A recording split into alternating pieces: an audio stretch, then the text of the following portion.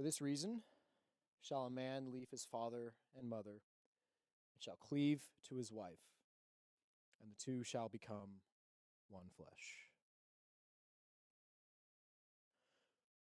This passage comes up like 4 times in the Bible.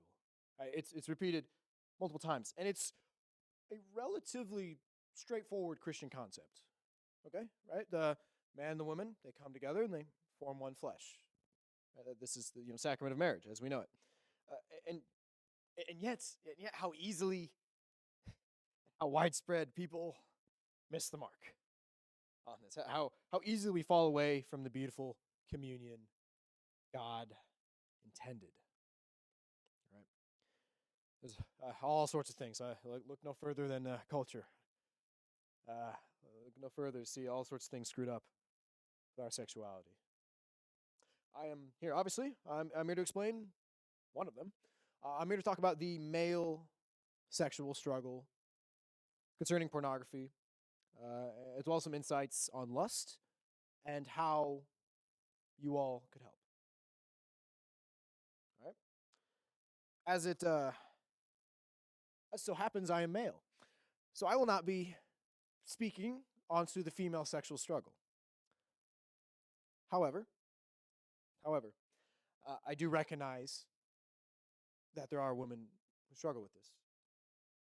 And what I want to say to you, because you're going to know what I'm kind of talking about here, what I want to say to you is these universal things. This is what I told the guys, and I'll say the same thing to you, okay? Like, never forget, God made you exactly the way He intended. Exactly the way He intended. All right, there's no mistake with you. There's nothing wrong with you. You're exactly the way He intended. As a result, be not ashamed. Do not be ashamed. Do not be ashamed. Shame is this alien feeling.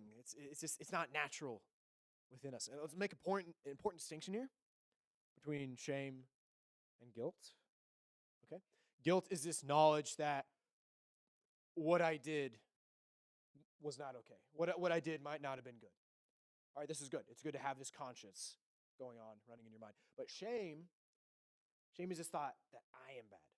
There's something innately wrong with me. And ladies, that is never the case.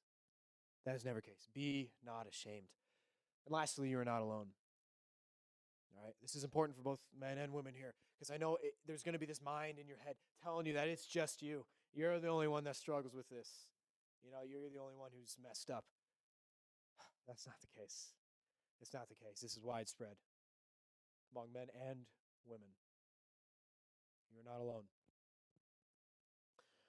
All right, with that said, let's roll. All righty. First thing we're going to talk about here is the process of male arousal and some brain science. So I'll use a little example here. So let's just imagine, you got some guy walking on campus here, and he looks and he sees a beautiful woman. All right? And he's just like, damn, wow. Like, our eyes are going to kind of be locked in on that. Because we men, we are very visual. We're very visual. Our eyes are kind of drawn to beauty. They're kind of drawn like magnets to that. And a healthy guy, what's going to happen is this little part in his brain, this is what processes the sexual stimulus, called the lateral geniculate nucleus. It's going to process it. It's going to be like, hey, yo, I think I know what this is. It's going to send it over to the hypothalamus, which is our internal drive center. And hypothalamus is like, ooh, nice. And it's going to send a little signal down to our dopamine manufacturer. It's going to flit a little bit up, right? It's going to kind of run through our brain a little bit. And nice. It kind of gives, boosts the mood a little bit. Feels nice. It feels nice to look at beautiful things. I mean, honestly, think about like our mood lifts by witnessing beauty. I don't see anything wrong with that. It's great. This is okay. We're just going to keep this in mind, though. We're going to keep this in mind as we go into this, right? We're going to talk about the well-oiled machine that is the male brain. Now, I'll be honest. All right? The male brain and sexuality overall is simpler Not better or worse, it's just simpler, linear, let's say. All right? And I think there's something really cool, really, really beautiful about that. Kind of this complementarity, kind of how differently our brains, how differently our sexualities work, but how well they complement each other. But here's the thing. See, every man, yeah, we all think linearly, but this means that it isn't that hard to hijack it. All right? See, every man desires and is built for intimacy. Every man just desires, this kind of this self-gift, this absolute union to knowing and to be known. Okay? To have this vulnerability. There's this guy named Swan Sana. He has this. I remember we were talking with him late at night, a couple of us guys, and he just kind of spoke up. He's like, "All right, listen, isn't it true that really at the end of the day, what a guy really desires is to just lean back, put his head in the lap of the woman he loves, and have her stroke his hair?" And immediately we're like, "What? Like, what? Get out of here! Like, what do you mean? Like, that's whatever." And then we thought about it a little bit, and we're like, maybe, perhaps, I guess. Maybe that wouldn't be so bad. And we thought about it a little bit more, and we're like, all right, yeah, that would be pretty nice. That would be pretty nice. We do desire this intimacy. And this is especially true through sexual intimacy. The marital act, very well, perhaps is one of the most transcendent experiences a man and woman can have together. It's truly amazing. And it's this amazing gift, this amazing, beautiful thing. This is exactly what porn targets. Porn promises a lot of things to men. Right? It validates our manhood without requiring any of our strength. Right? Sexual fulfillment without a relationship. Intimacy without risk. Power without responsibility. Right? None of these promises come to fruition, of course. Men are promised everything and left with nothing. Then why? Why would men keep coming back? Why would we feel so compelled, so drawn if it gives us nothing? That's what we're going to get into. All right, let's get into it. All right, here's what's going on in our brain. So, important thing here, important word, neuroplasticity. Neuroplasticity. It's your brain's ability to change, ability to mold. Okay, and this is a good thing. It's a good thing that we have this. It's a good thing that our brains can change. A way to kind of visualize this is imagine like a tall field of grass. Okay, and this tall field, you can't really see through it. But let's say you kind of trudge through it. You trudge through the grass. You kind of trod on it, and then boom. You encounter something. You encounter a pleasurable experience. Nice. Okay. Your brain's going to remember that. Because of neuroplasticity, when you come back up to that point, you're going to see a little bit of a path made in the grass. Your brain remembers this. Like, hey, I know what's at the end of that path.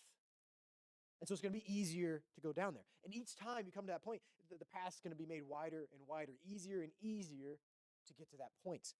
This is a neural pathway. This is how neural pathways are formed. It becomes easier and easier for men to continue falling into the same pleasurable experience. Okay? During the male arousal, all the systems and hormones go on overdrive. Okay? There's a stream of dopamine. It enters the brain. All right, starts building this tension, builds this anxiety. It heightens his senses and energizes him. Okay? Testosterone spikes. This is where sexual arousal, a lot of it comes from. All right, kind of this sensing sexual cues. All right, this is so many things are going on. And then upon climax, there's a burst of dopamine and shoots up into a place called the limbic system, specifically the amygdala. The amygdala is our fear center, our emotion center. So when this big burst of dopamine reaches that spot, it shuts it down. The amygdala shuts down. So for like 6 or 7 seconds, the man doesn't feel any fear. He feels transcendence. He feels kind of this lifting feeling. Right? This is what makes it feel so amazing. In addition to that, these endogenous opiates are released. This is the pleasure chemical. This is the good stuff. During that time, he's feeling all these things. And the big part here is oxytocin and vasopressin are released in a higher quantity. See, during arousal, these are released in small amounts, but during climax, they spike. A lot of it is released. And what these do is that these bind the man to whatever the object of his sexual affection was. And the thing is that these are indiscriminate. So whatever it was that he got a climax to, that's what's going to bind him to whatever it is. Now, honestly, this is really good. All these hormones are working in order. Yeah, you can tell like it's a very meticulous machine. Really, it was done so well, so beautifully to just really maximize this experience. It really is a gift. What happens when we chuck porn at it, right? So what we experience is kind of an overdrive. Everything's working more. With porn, everything gets nuked. Everything is nuked. It's blown up. This is what's called, this is a supernormal stimulus. Instead of a little stream of dopamine, it's a flood. It washes over, okay? Adrenaline, testosterone are at higher levels. He's feeling more energized. Testosterone's at higher. So he's, looking for sexual cues more and more. Sexual drive is increasing, okay? This is also how flashbulb memory is created. A flashbulb memory. This adrenaline has a lot to play here. In a sense, like, most men remember the first time they watched porn. And they remember what video it was and where they were. It's just flashbulb memory because it's a traumatic experience. Just in the same way that most people could tell you, if they were an adult around that time, most people could tell you where they were when 9/11 happened. Just flashbulb memories. And this is what makes it so easy for men to be able to withdraw, maybe to pull these memories back up in their heads. Because the adrenaline has kind of been burned into their brain. What's more is mirror neurons. Mirror neurons activate. These are kind of the monkey see, monkey do sort of neurons. It's kind of a guy's ability when he sees somebody do something, somebody do an action, he can kind of visualize himself doing that same thing too. Okay, so it's not an innately bad thing, but when he watches pornography, what this means is that he can literally insert himself into the video, into the scene. He can insert himself, and his body will think he is doing whatever he's watching.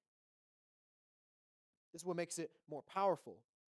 As I said before, oxytocin and vasopressin, these are indiscriminate hormones. Whatever he had a climax to, that's what it's going to bond him to.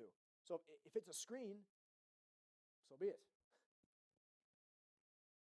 A neural pathway has been formed.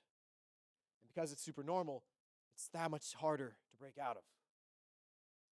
Okay? What are the long-term effects? What happens? What happens with continual use? A thing called dopamine doling. Dopamine doling. This is tolerance, effectively. This is kind of like, because if it's supernormal, this absolute nuke of dopamine floods across. The receptors, because it's a neurotransmitter, so it jumps across, the receptors, and they're just getting flooded. So kind of what happens is, if like someone's yelling in your ear, what are you going to do? You're going to cover up, right? Same thing here. The receptors are getting absolutely overloaded, so they're going to kind of back off a little bit. They're going to receive less. So, and the thing is, in order to get that sexual high, in order to get that arousal, that climax, a certain amount of dopamine is needed to be received. So in order to get that high, you're going to need more dopamine. This is tolerance. This is how these things like child pornography, this is how incest porn, it's how bestiality, it's all these crazy things. This is how they all come about. Like, people wonder why? Why does this guy have, because you hear FBI busts of people who hoard child pornography. How did you get to this point? Tolerance. It's tolerance. All right? Everything else in life dulls to a man on this. I'll use a quick butterfly example. There's an experiment done where there's a bunch of male butterflies, a bunch of female butterflies in a room, and they're just doing butterfly things, flying around, mating. But what they did is that they took a cutout of a female butterfly attached it on a string, hung it in the room. The thing about this cutout, though, is that it was far more brightly colored than the actual female butterflies ever would be. What happened was that the male butterflies would try to mate with the cutout. And they would, in fact, after some time, they would only be attracted to the fake one. This is what happens, because eventually we become so overloaded that we will only seek out the highest stimulus we can find. Our hormones get all out of whack, all right? Especially testosterone, because again, this is the one that, the sexual cues. This is kind of what gets our sexual arousal going. Porn crafts a brain that is constantly pulling testosterone, constantly looking for those sexual cues. So let's, remember that guy back on campus, right? Sees a beautiful woman, hot damn, gets like, that is cool, that is great, beautiful. And then, but the thing in a healthy guy, he can kind of just be like, all right, and it just kind of redirects and goes about as normal, goes about as usual. But a man who's on porn, because he has increased testosterone, because his brain is looking for those cues more and more, when he sees a beautiful woman, his brain is immediately going to spike. All sorts of hormones going to be released in greater quantity. He's going to become preoccupied with that. All sorts of things could be running through his mind. It could be, just thinking about the woman that he sees, but all sorts of things running through his mind. And all of a sudden, it just sets him up that when he goes home, he's going to go watch pornography, right? Normal mode for men may become sexually aroused. That's what it does. This destroys our ability to be a man. You have no doubt about that. This destroys our masculinity. I think to describe this, I think I'll tell my story here. So the first time I was exposed to pornography, I was 13. I was about 13 years old. And God, I mean, it was one of the most magnificent things I'd ever felt, one of the most magnificent things I'd ever seen. Because remember, I'm going through puberty around this time. All sorts of weird things are going on in my body. Everything's strange. I don't know what's going on. But I found this thing, and it felt like something within me was finally getting used. Something that had been building up inside of me finally had an outlet. And yet in the back of my mind, I knew that something wasn't quite right. Something was missing. Somehow I just knew that I shouldn't tell my parents. I didn't know any better, so I kept doing it. And it didn't start off, with extreme addiction. I started maybe once a month, maybe a couple times a month, maybe once a week, maybe a couple times a week, maybe once a day, maybe a couple times a day. See, at my peak, I was about 16 years old. Okay, and this is after 3 years, unhindered, rampant use of porn. And I was miserable. Utterly miserable. My mind was not my own. Throughout the day, if I'm walking through the hallways and I see a woman, suddenly my mind just, boop, things just start appearing in my mind. Everything spikes, and I'm suddenly preoccupied. I can't keep my mind off sexual things. I can't keep my mind off the porn I just watched last night. I got to the point, I started dating a girl, beautiful woman, around that time. But by no means did I have good intentions with her. By no means did I mean to have a fulfilling, healthy relationship. No. I was probably going to hurt her. Fortunately, I snapped out of it because I knew that this was not how it was meant to be. It's not how it was meant to be. Something was wrong. So I cut it off, and I went home, and I cried because I didn't know what was going on. I didn't know how to get myself out of this pit I had dug. See, this is what it does. Love was out of my reach. I was incapable of loving. I was a hollow shell. This is getting harder and harder for men. This is the war. This is the war that we're fighting. And our enemy is adapting. Our enemy is sly. I think it's time we talk about the porn industry a little bit. Okay? let's get one thing clear, right? The porn industry is not this little imp. It's not this little they're just making porn videos. Like, no, no, it is a beast. It is a colossus, right? And it's a colossus of abuse, right? If you can listen in or read interviews of porn actresses or actors who got out of the industry, they'll talk about just the incredible amount of abuse women undergo in there, the amount of drugs they have to be pumped up on just to do the job, the amount of sexually transmitted diseases going all around. Just it's a terrible place, a terrible work environment. No woman wants to be there. What's more is that like videos that are, I don't know, you look at like a porn video that's maybe 8, 9, 10 years old or so. There's a good chance that that woman's not alive. They describe it as the actresses. They kind of describe it as like falling off the face of the earth. They just one day they're there and the next they're not. It's just a grinder. It's a grinder of women and children. And it's already bleeding into mainstream. It's already bleeding into mainstream. You can look at Game of Thrones, for example. I mean, don't tell me that show is filled to the brim with sexual scenes, inappropriate scenes, just meant to be provocative. The shows like Rick and Morty, they're doing ads for Pornhub.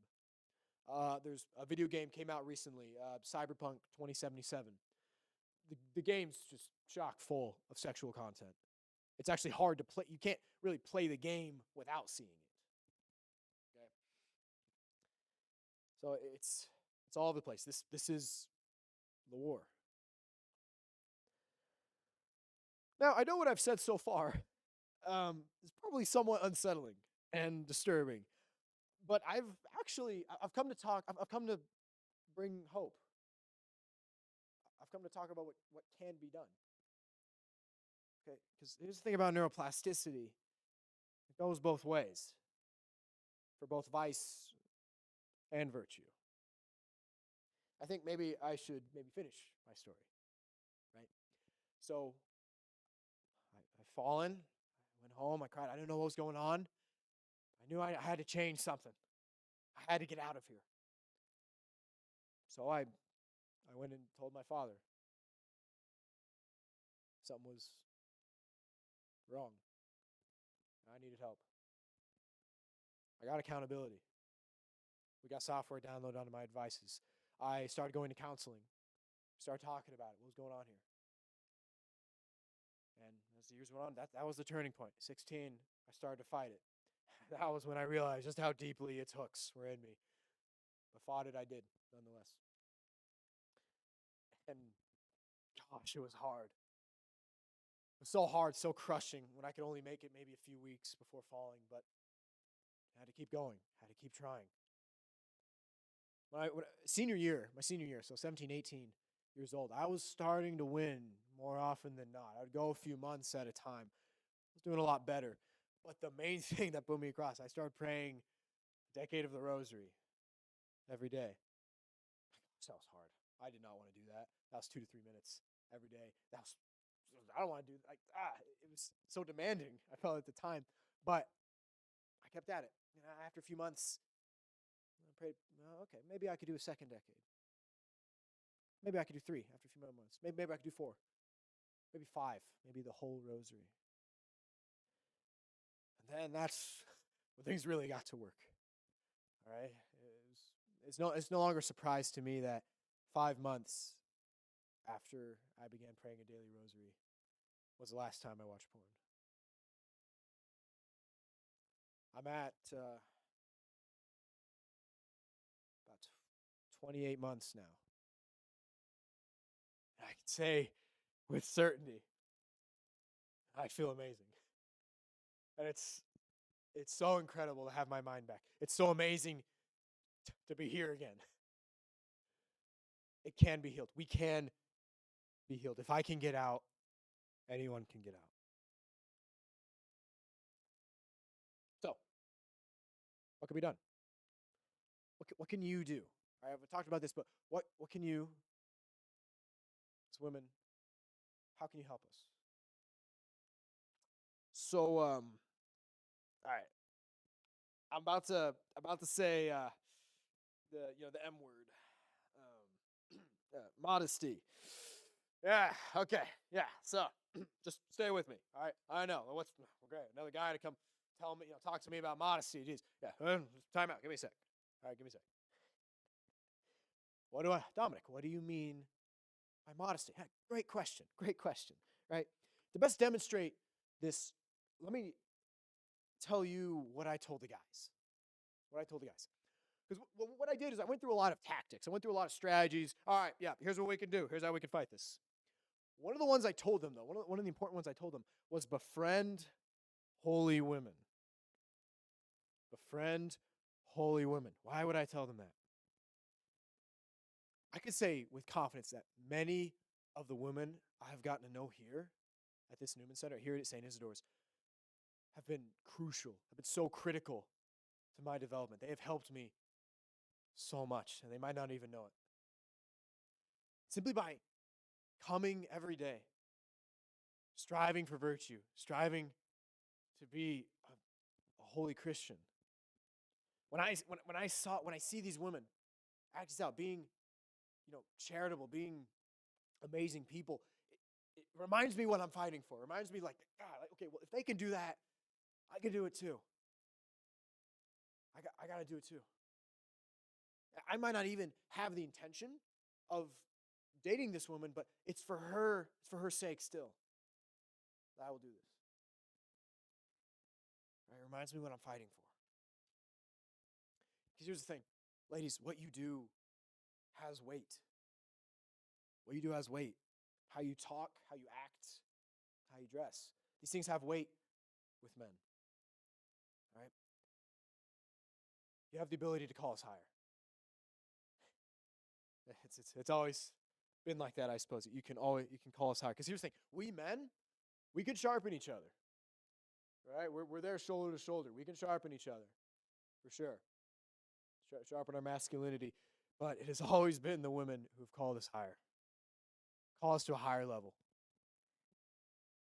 All right? So, I'm not here to talk about too much in depth with, how necessarily the steps to take to go about modesty. But I'm saying that this thing helps us immensely. I would encourage talking about modesty with close friends, with the missionaries here, the focus missionaries. They would love to talk about it with you. Get to know what modesty really means. Trust me, it's not that bad. And we men really appreciate it immensely.